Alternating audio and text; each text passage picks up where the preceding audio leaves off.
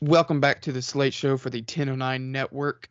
We got week 4 of college football, another jam-packed weekend. Got a couple top 25 matchups, some trap games, and then some stinkers. Shout out to Georgia. Just another great weekend of football. Yeah, another slate on its face doesn't really look like a bunch, but we had that last week, and it was just an incredible Saturday all the way through the slate. So I'm excited to watch it. Got game day in Knoxville, but yeah, I mean, just because there's no numbers beside teams doesn't mean it's not going to be a great game. We saw that with App State and Troy, obviously, some other great games as well. So yeah, be a good weekend of college football. Yeah, hopefully up there in Neyland, no golf balls or mustards thrown on the field. So I know they will be rowdy and rambunctious all day. Looking forward to watching that game, I know for sure.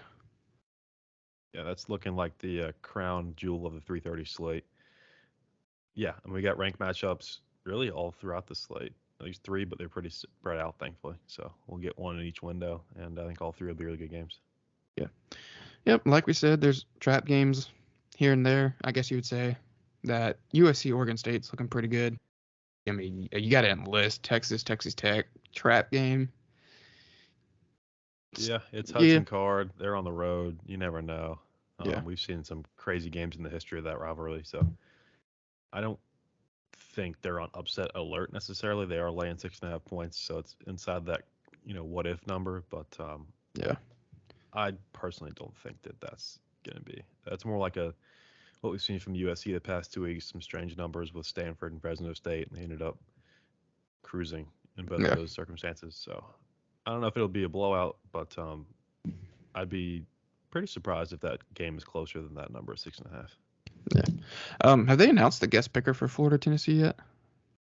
If they have, I haven't seen it. Because I hope they didn't bomb it this time like they did. I had alerts on to see where they were going, and then once they announced that, I turned them off. So Yeah, I had a feeling they were gonna. Looking at the slate, I had a feeling they were pretty much gonna go to Knoxville. I mean, it's a rivalry game and pretty much the best matchup that they got for the week. yeah, and it's that 3:30 SEC game as well. So yeah, a lot of things playing into game day heading to Knoxville. I mean, they got options for pickers, so hopefully they'll get it right. I thought they did well last week with Luke Combs. Yeah. A great atmosphere in Boone, and I know Tennessee. Ooh, Except for Dolly fans that Parton. Let's get Dolly is it? Parton up. I know, no. I was about to say, there's I'm no just saying way. we should get she would probably boost views. I yeah, I mean, I would. She'd be better than Jack Harlow. I'll say that. Maybe not as good as Luke Combs, but Yeah. that'd be something. Oh, definitely. I think they should get our third member, Jacob Nelson, big Tennessee guy, making moves up there. Unfortunately, he is also not here for the fourth straight week, but he's a busy man. So Yeah, no worries there. But I could see him being like these balls that I know and betting against Florida, and he would go on there and pick Florida. I could absolutely see that, but you yeah, never know. who knows? Yeah, if you missed it from our podcast this week, Grayson has some buddies that decided to bet against Tennessee, who are Tennessee fans, and say it's a win-win situation no matter what the outcome, which is not true at all. But Right. To be clear, not to cover, to lose the game outright yeah, against their hated rival who has dominated them for as long as they've been alive and even known anything about volunteer football. And they've chosen to put their, I'll give them this much credit, hard earned money on the Gators to come into Knoxville in front of game day and embarrass them again. And they pitch it as this genius idea. That way they're guaranteed happiness, which if you can get happiness from a one bet against a hated rival, then I don't know if you're truly a fan, but that's just my yeah, take. yeah. I mean, we here on the Slate Show, we try to give you smart bets that we think are going to hit. And then you got people like that who that's just straight up gambling, like to a T. Right. So So if they lose, then they'll be like, "Oh, you can't make fun of me because I made $100 or whatever it's going to be." yeah, I think four is like 3-1 on the money line, one bet 50, one bet 200. So I mean, yeah, you can pay to drown your sorrows after that game. Congrats, I guess. yeah. So who knows what the outcome of that game? But I mean, the weekend gets kicked off tonight. Kind of got a pretty good matchup tonight with West Virginia, Virginia Tech. I know that probably has some lore for those mountain schools up there, neighboring states. So West Virginia's favored 2.5 in Blacksburg, which I guess that's why it's close, is the fact that it's in Blacksburg. But we haven't seen much out of Virginia Tech so far this year. We saw West Virginia play Pitt pretty close. So that's probably why it's a 2.5-point spread at least. Yeah, this would be a big one for Brent Pry. I mean, we saw West Virginia lose to Kansas recently, so maybe that might play a bit into this number, not being a 3 or a 3.5. But the over/under is 50. I think if you want to put someone on this game, which I don't even know if it's worth it the way these two teams have looked up and down to this point, but I could see 50 points a lot easier than that could either one of these teams stepping up and putting their foot down and winning this game. So I hope for the sake of the ACC that Brent Pry can go out and put up a respectable effort at home. These fans need it. They've had some rough times a month into the season. So, a big home win, non-conference, but obviously a familiar opponent would be big for Brent Pry in his first year. Yeah, I mean, I think last week they had Wofford, so that's... Yeah, 27-7. Yeah. That's not really... You're not hanging your hat on that. But a game like this, absolutely, you could put on the resume as a non-conference win. Is at home, but obviously they're not favored. So, yeah, it'd be big for the Hokies to get one of non-conference play before they start the gauntlet that is the ACC Coastal and Duke. The last year of the Coastal Chaos. So right before a Coastal team never plays for the ACC championship again, except for Miami. And ACC is continuing its high school-like schedule. Seem to be the only Power Fives conference that is playing on Thursday nights and Friday nights. Virginia and Syracuse are playing at 7 p.m. on Friday. Louisville is actually taking the weekend off, or Friday off from a Friday night game.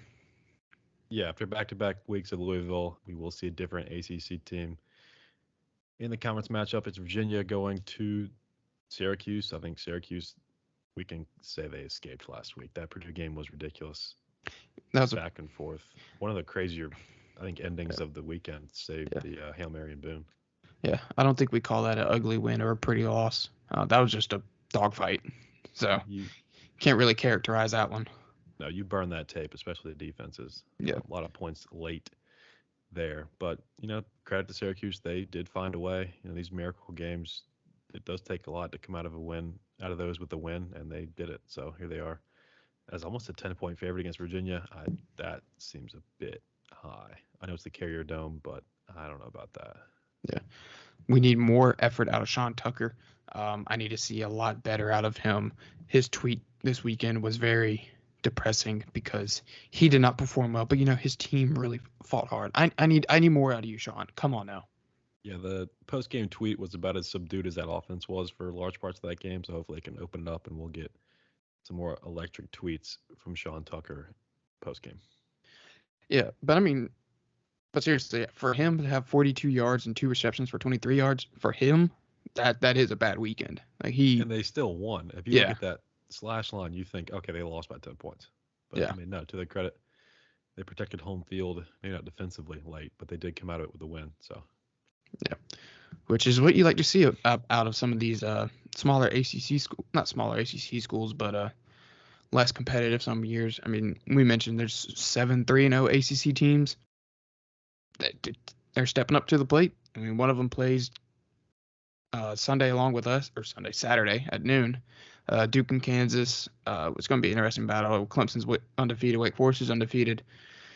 Who else am I missing? Syracuse, Florida State. There's one more. I feel like there's one more. Miami dropped one. Pitt.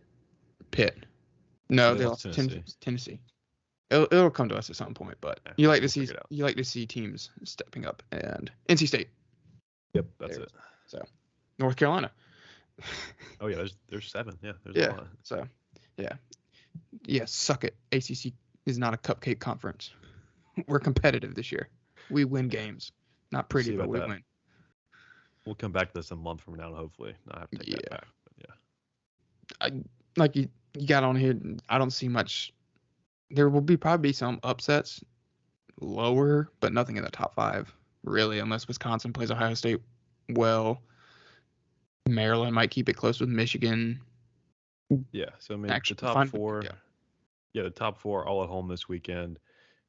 varying degrees of difficulty, to say the least. Georgia hosting Kent State, Bama gets Vandy, Ohio State gets Wisconsin, like you said, then Maryland comes into Michigan. So I think those Big Ten games on paper are expected to be closer. But I mean, the way those two offenses have looked, now that Michigan has their quarterback and Ohio State getting some skill guys back and, just going 4 quarters on offense, firing on all cylinders. I know Wisconsin historically is a big defensive team, but they just lost to Washington State recently. So, I mean, there's some signs that point towards that not being the same Badger team we're used to, so it might not be as much of a war as it has been in the past. But I think you're right. I don't see a top 4 team losing this weekend.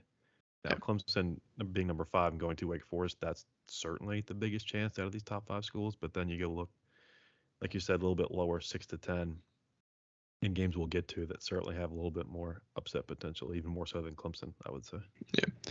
Well, Michigan's finally playing an actual opponent, so we'll see how they fare. I do not sleep on Maryland. I mean, I can say this and they go out and they lose 45-13, but I'm telling you. Talia, Tagovailoa. That's correct. Yeah, I know the last name. But yeah. They got one out against SMU last weekend. It was back and forth for a bit. They eventually took home the road win, I believe, last week. So good indicator there.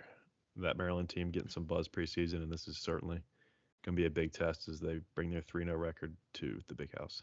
I guess just getting straight into it.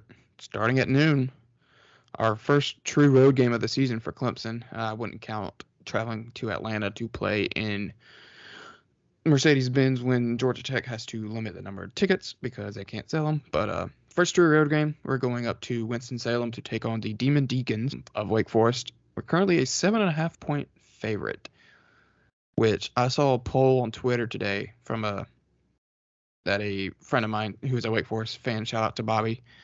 Did it change? Did it change to 7? I just looked, yeah. Just out of habit. It is 7 now, but yeah, so we're touchdown favorite. Yeah, that Twitter poll, it had Clemson. It had, I think it was like when it's like 8.5 or something. They tweeted or something. It was weird, but like they had the answers are Clemson wins by 8.5.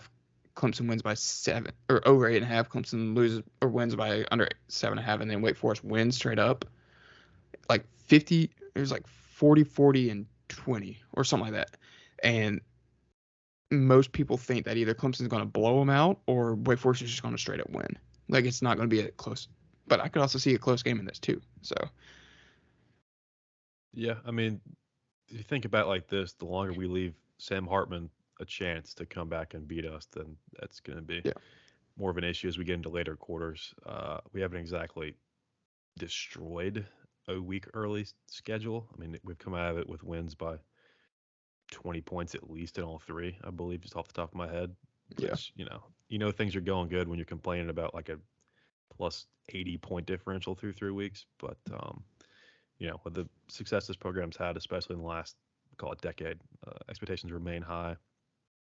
DJ still has a lot of pressure on him, especially in an environment like this where we're going away from home. True road conference opponent that's ranked. Sam Hartman, really, really good quarterback in a conference full of them. So I think if DJ can guide Clemson to a win, get Will Shipley to help him out, get some protection from the O-line up front, and of course the defense, especially in the back, is going to have to be on their best as far as just what we're facing because, Sam Hartman, as we saw against Vanderbilt, has no issue slinging it. Yeah. Unfortunately, he had an injury in the offseason, but he was able to recover from it and came back. And starting with that Vanderbilt game, he has been throwing the ball all over the field. And he's going to have to throw it because we proved last year when Clemson had one of their worst teams in the past 10 years and Wake Forest had one of their best teams in their past 15 years, we were able to blow up that mesh point read option weird thing that they do. So they're going to have to throw the ball, like I said, because our front 7 is going to be able to get in the backfield and wreak havoc on that slow mesh point. So hopefully we come out of there with a win. I would hope for a win. And covering would also be a bonus. So yeah, I left it out of the picks later on because 1, unlike Tennessee fans, we will not bet against our own team, and 2, I don't think we're going to pick them to lose either. So I just went ahead and left that out. But yeah, we're all cautiously optimistic for Saturday. I'll speak for Jacob on this, and that we take down Wake Forest and get rolling in ACC play again. Yep. And we mentioned earlier, 2 Blue Bloods basketball. both of them starting off 3-0, which is probably a shock to everybody in the nation. This is Duke's coach's first year, right? They just hired a new guy, or is he second? I think so. Yeah, After recently. Whatever his name. Cutcliffe. Yeah. Kansas Leipold year 1 after Les Miles. Yeah. So it's good to see two teams that you would just think are good in basketball are 3-0 in football, and they are on a collision course for this weekend. So. Yeah, I mean there are some varying levels of seriousness. Calls for game day to head out to Lawrence, Kansas. I just saw a tweet. They've got a sold-out stadium ready for these guys on Saturday, so that environment should be electric.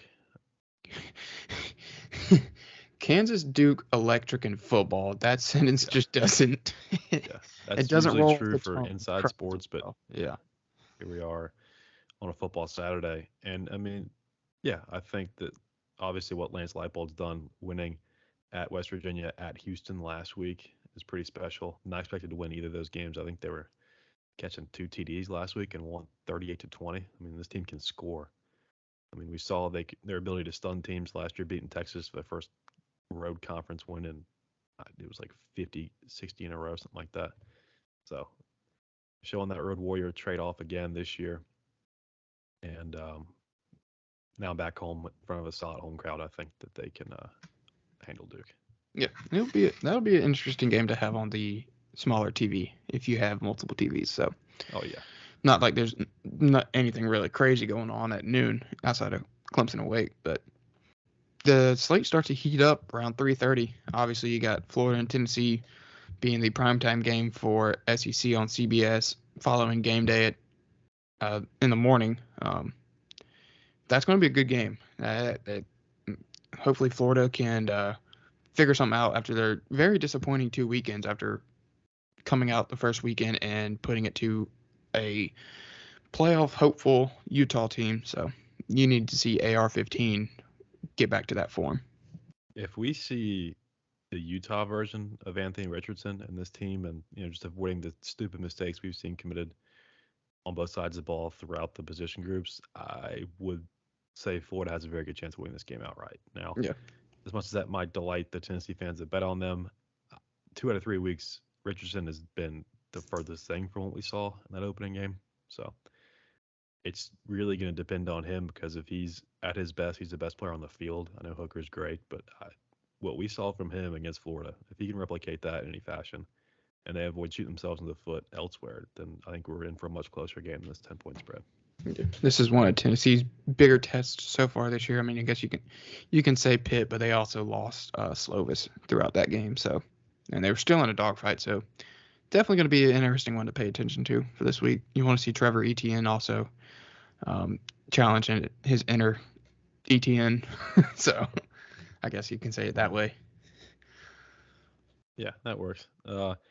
We let off a bit with just weird spreads we noticed. Texas, certainly one of them, heading to Lubbock to play Texas Tech. It is at 6.5. Not sure if that's moved at all or not, but obviously no Quinn Ewers yet for the Longhorns. It'll still be Hudson Card. I'm looking at it now, is up to an even 7 points. So maybe like Texas Tech, a good time to jump on them. But I don't know. We talked about this for 2 weeks with Southern Cal, obviously a much better team, a lot more explosive on offense. Now it's obviously due to some injuries with Texas receivers and certainly Ewers, but I just don't know if I buy the narrative of Texas losing the first road game, considering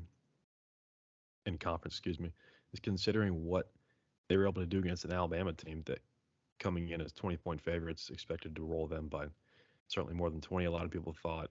And they put up a game, and that was with Hudson Card in for over half the game. So, yeah, obviously, week to week, they're not going to be the same, or else this would be easy. But I just don't know if I buy the trap narrative for the Longhorns this week. Yeah, I just don't know what to think about Texas without Ewers.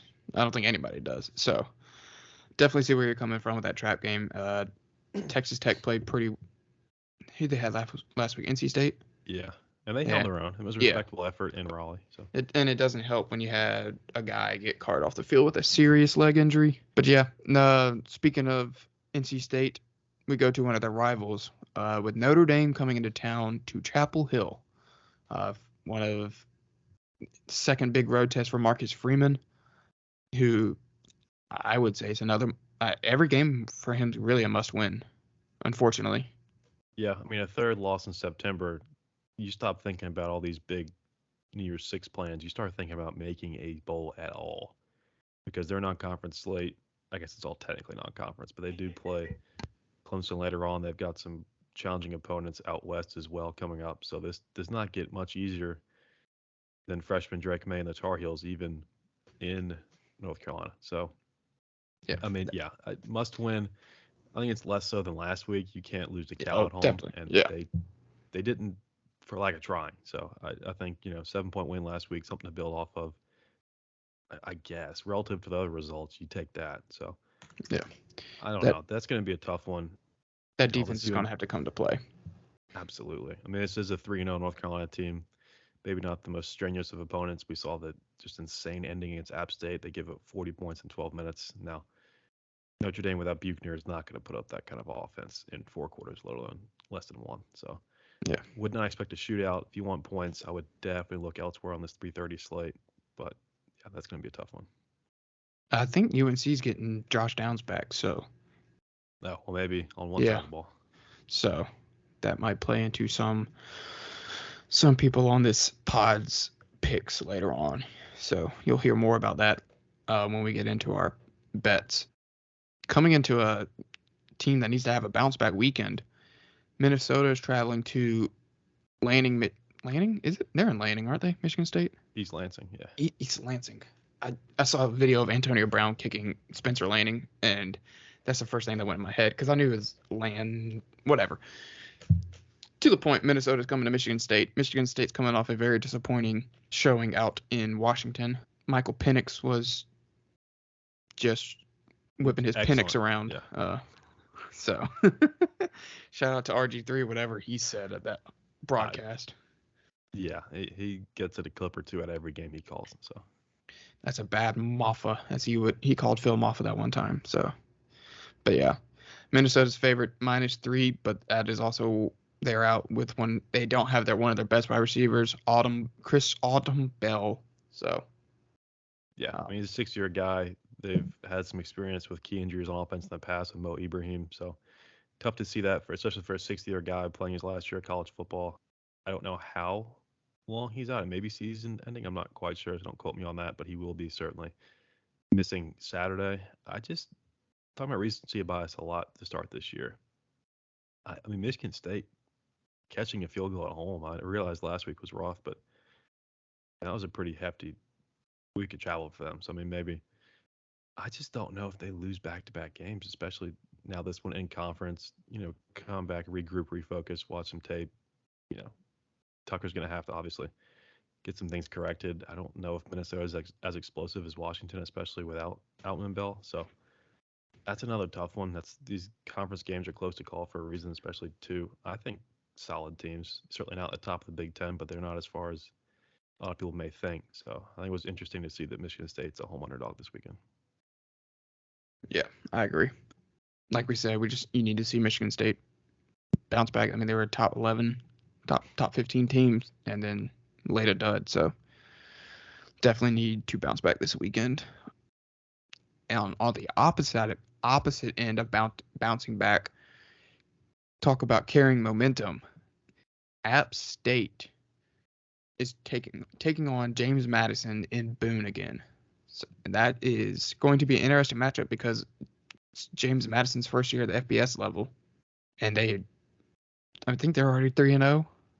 Yeah, 2-0. They had a week off. They played week 0, I believe. Gotcha. So they beat up on Middle Tennessee State, and another team that certainly pales in comparison to anybody in the Sun Belt, let alone App State. So their first ever conference game in the Sun Belt. This is their first year in the conference, first year in the FBS, like you said, and they found themselves as a touchdown underdog to Chase Bryce and the App State Mountaineers, who, if you missed it early this week, we actually were fortunate enough to sit down with Chase for a pretty solid 35-minute interview to talk about his path to App State, how that season's gone for them. 3 wild games. They were fortunate enough to win 2 of them, and what they've got going forward. So if you want to listen to that, that's on our Twitter as well. And if you're listening to this on Apple or Spotify, you'll see that just below this one. So feel free to check that out as well. But yeah, another situation The App State can't take the cheese this week. Coming off a huge emotional win again, back-to-back weeks now.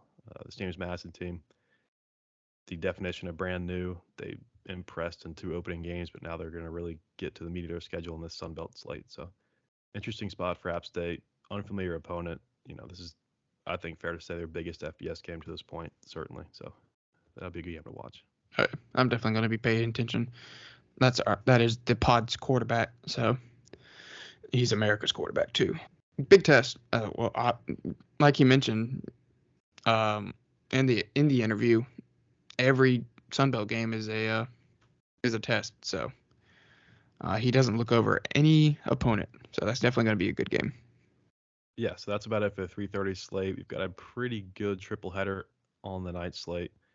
Different kickoff times though. First at 7 o'clock at Jerry World, we've got number 10 Arkansas matched up against, I guess, the home state Texas A&M, number 23, coming off a win against Miami at home last weekend. Max Johnson 1-0 as a starter, another big one for him as they try and get rolling after a QB change. Conference game means a little bit more for both of these teams. KJ Jefferson and Arkansas. Shaky win against South Carolina. That was a game that Rattler tried to do everything he could to come back. They ultimately pulled away. And last week had some trouble with Missouri State. They were down double digits in the second half multiple times, but ultimately they ended up shaking off Petrino and Missouri State, and they won 38-27. So some relief there for sure. But yeah, what do you think about this first night game? I like this game. Every year it seems to kind of have a good atmosphere around it in Jerry World. I know that these two teams, not like they don't like each other, but it's kind of a recently built rivalry. I think Arkansas is going to have a good weekend. I know they had a scare against Missouri State last week, and then obviously that South Carolina game was just weird. That last 5 minutes was just, last 5 minutes of a game where a team is just trying to get as many points as possible, and one team's kind of already just like, meh. And then, but Texas A&M obviously looks a little bit better with the quarterback change to Max Johnson, like you mentioned. So that 1.5 point spread is definitely interesting. I would say just a straight up pick 'em game, basically, but yeah, definitely going to be a fun game to watch. Yeah, if you like a team, just take the money line either way, honestly. I think that's down to 1.5 now, so it's even more of a coin flip.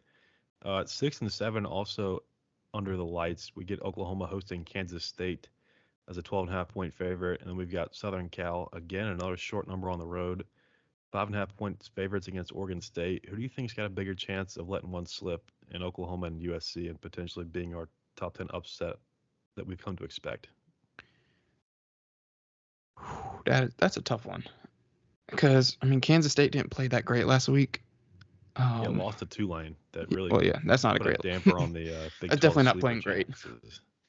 But yeah, Deuce Vaughn is still a good running back. But the way Oklahoma's looked this year, Venables has got them off on the right foot from the get-go. Southern Cal looks good from the get-go too, but Oregon State, they're a feisty team. Corvallis is a tough place to play. I think Oregon State has a really good defense, and they force a lot of turnovers. I really don't know. Yeah, just in case this helps, this Oregon State USC spread opened a touchdown higher than what it is right now. This is a classic public against the Sharps matchup, in the obviously, with the number 7 Trojans. So that really threw me for a loop in looking at these games and trying to figure out who I like. This game will be on the straight up picks here in a minute, so that's why I kind of phrased this question like this, just to see what your head was at as far as, you mentioned 6 through 10 being on more of an upset alert than 1 through 5, and these are 2 prime candidates right here with 2 conference games, 1 on the road. So yeah, what do you think? I would probably have to go with USC is probably the more trap game, considering it's a road game. The spread keeps getting lower and lower and lower. So, but third time's a charm, or they just go out there and prove that they're a contender. So, right, yeah, there's been some tricky games on the slate so far, but they've passed both tests, and here we are with a third test in 3 weeks. So yeah, it'll be interesting to watch. That'll be a 9:30 kick to really close out the slate. I'm not sure if Hawaii's playing late or not. Let's see. We have Okay, Stanford, Washington, 10:30. Western Michigan, San Jose State. That's essentially a Hawaii game. Utah, Yep. Arizona State as well. In that 10:30 time slot, just after Ooh, the ranked firing. teams finish up in Corvallis. So Yeah. yeah, that would be a solid turn TV on, mute it, fall asleep kind of slate. First game for Arizona State without Herm Edwards. That's gonna be, and that's a 15, 16 point spread for Utah. So that'd And be then interesting as well. UCLA has Washington, or no, that's next week. They got Stanford heads to Washington. who does UCLA have? They have, Oh, like you gosh, said, that was Washington on Friday, and then Colorado. They got Colorado. you're right, and they're like 3 TD favorites in that game. Yeah, that well, because both Colorado teams are terrible. Yeah, You got your president sending out, or your AD, one of the two, sending out letters to the school and fan base saying, "It's not my fault. right. We got good 22-point players." spread. So I would not recommend watching that though. To be fair. Yeah, all 12 fans from UCLA are going to travel up there. Yeah, exactly.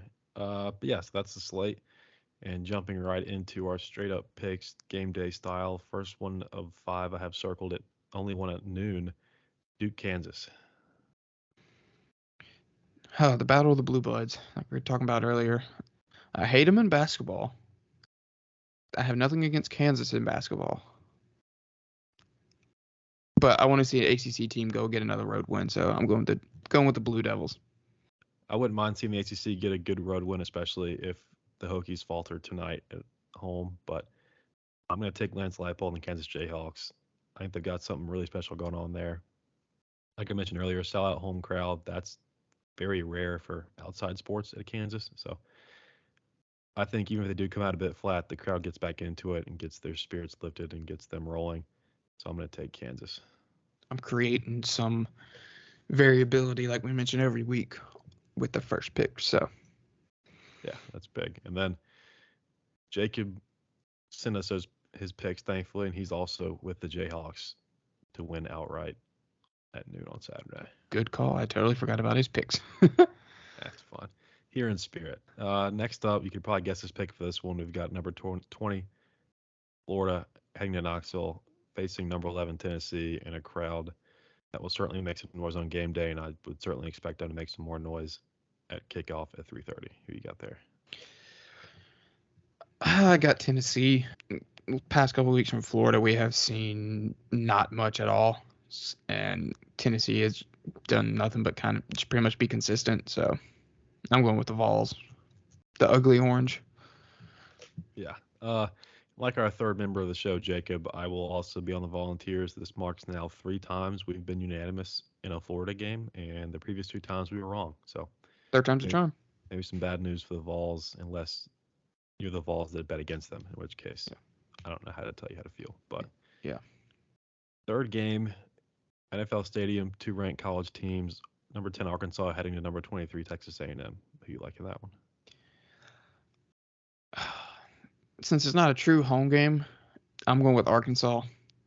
I think KJ Jefferson's a game changer for that offense. And then Max Johnson played well last week. You still want to see more out of him, and then this is where he's going to have to prove it.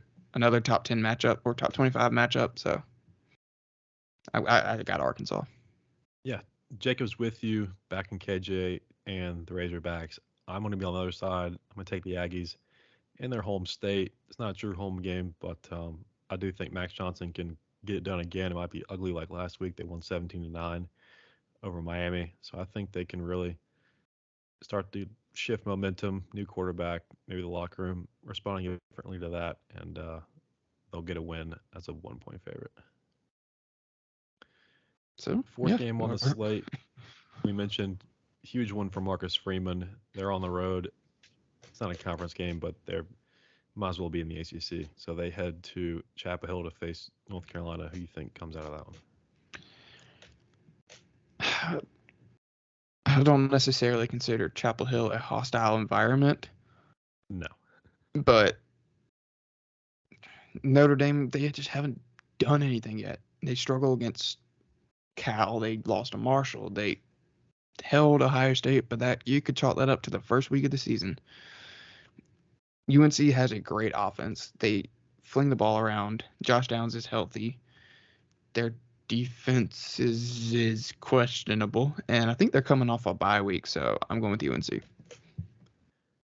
Yeah, I'm gonna have to go with the heels as well. I think it's could very easily go the other way. Jacob is joining us on Drake May and Tar Heels. This would be a huge turning point for Notre Dame if they go in and get this win, but I just don't know if I've seen enough through 3 games, 2 losses to have enough faith in them to go on the road and win. So I'm going to take the heels. Last one straight up.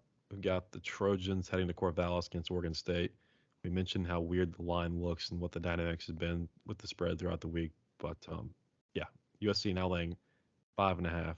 Do you think they get upset outright? I know Corvallis can be a tough place to play. They're going to be ready for that game, but I think USC has proven through these past 2 trap games that they're a good team. So I'm going with the Trojans. Yeah, I don't blame you. We'll be unanimous on this one as well. Myself and Jacob both trusting Southern Cal to pass a 3rd consecutive test, second one on the road, first one in conference. Excuse me, second one in conference. They went to Stanford and won as well. I think that was a 12-point spread. A lot of noise about a potential outright upset there. They passed that test, and I think they passed this one too. Yeah. The results from last week, the current standings, me and Grayson are tied atop at 13-7. He went 3-2 last week. I went 2-3, and then Jacob is 7-8 because he missed a week. He went 2-3 as well last week. So tied atop the leaderboard, and we actually got some variability on this week's pick. So you might see someone take a 2-game lead, or someone someone's going to take a 2-game lead or say the same. Who knows? We'll have a solo leader after this week, hopefully. But yes, that's what we're at straight up. And now we all 3 of us had 3 against a spread that we like. I'll go ahead and list off Jacob's before we get into ours, snake style. He likes Razorbacks +2. In Jerry World, he likes UNC -1.5. He also likes Southern Cal -5.5. So those are his 3. Against the spread, he stuck to the game day games, which is fine. We try and pick the best ones of the weekend, so makes a lot of sense. The first one I've got circled is the same game he picked, but the other side did it straight up. I'm gonna do it picks again. Give me A&M and the 1.5. Money line's about -125. I don't mind that either way, but yeah, I think Max Johnson gets another tough win. Won't be pretty, but yeah, give me the Aggies on Saturday. I'm going to start in Chapel Hill. Josh Downs coming back for me is big for that offense. And I think you last week started with the first half and something different than just regular spreads. I'm going to go with the UNC team over of 28.5. I think they're going to fling the ball around. Obviously, Luke May is a good quarterback, and he's got his number 1 weapon back. So I think that offense is going to go off. I don't hate that. It's 4 TD drives and a field goal. That's an offense certainly capable of 5 scoring drives in the game. We've seen it several times already. So if this Notre Dame defense doesn't get off the bus, then I could absolutely see that hitting pretty easily, honestly. Second up, another game that we picked straight up, another game we had differing opinions on. Give me Kansas and the 7 points in Lawrence in front of a sold-out crowd. That probably hasn't happened in a while, so I'm hoping that has some positive impact on the team. I think they're the better team anyway. I think just the home crowd and Duke having to go halfway across the country in front of a sold-out road crowd will affect them as well. So, yeah, I'm a big believer in Kansas. Give me -7 with the Jayhawks. I hope you lose.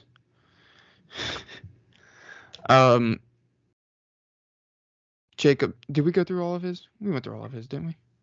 Yeah, he's on, just real quick again. He likes Arkansas +2, North Carolina -1.5, Okay. and then Southern Cal -5.5. I had to go pick a new pick because I forgot he had taken Arkansas. I like that one, but I want to change it up. So my mind went blank for a second when I was looking up other things. But I do like USC first half -3.5. I hate you. You have that too? Yeah, it worked last week. I was going to do it again. But you know what? I'm a big believer Ride with me in this team. I will take full game. Give me the 5.5 with Jacob. I'm It hoping I worked. don't come back to Yeah, regret that. it Like I worked with said me last week, yeah, because you had the first half, I had it straight up or the full game. So right, let's yeah, ride it they were up again. 11. They're up 11 at halftime. Covered the first half spread. Pulled away second half after an unfortunate injury to Jake Hayner, and covered full game for Bailey. So we're gonna swap first half and full game there, and hopefully the Trojans will come through again. Fight on. Copyright. Yeah, careful on YouTube with that. Yeah. My last pick that I have, it worked for me off my slates last week. I'm going to go with Oregon and Washington State over 57.5. Bo Nix, that offense obviously looks good when you're not playing the best defense / best team in the league or in the nation. I think Washington State's got a pretty good team as well, so give me that over. Yeah, I mean we've seen a lot of shootouts out west, especially some of these later games. So yeah, I don't hate that at all. I'm not going to be staying up for all these games, but I will look in the morning to see if I won. I just realized I got 2 West Coast bets. Yeah, especially that Southern Cal at 9:30. It's gonna be tough. Yeah. But yeah, so that's where we're at with this week's slate. Hopefully, you guys are a little more prepared, better informed as you guys get rolling with your bets this weekend. Obviously, this is not financial advice, even though I have won 6 bets in a row. That will not continue as much as I may want it to. Bailey's flipping me off because he hasn't done that. But to be fair, I also did lose my first 6. So we're all about transparency here. Yeah. Yeah, so that's what we got for this week's slate. Obviously, hit us up on Twitter at the 1009 if you got any picks you like, anything like that. And we'll be back shortly with NFL. Not sure when we'll drop that yet, but we'll have both of these out well before these slates get underway for you this weekend. So, yeah, that's about it. So, see you in a little bit. Subscribe.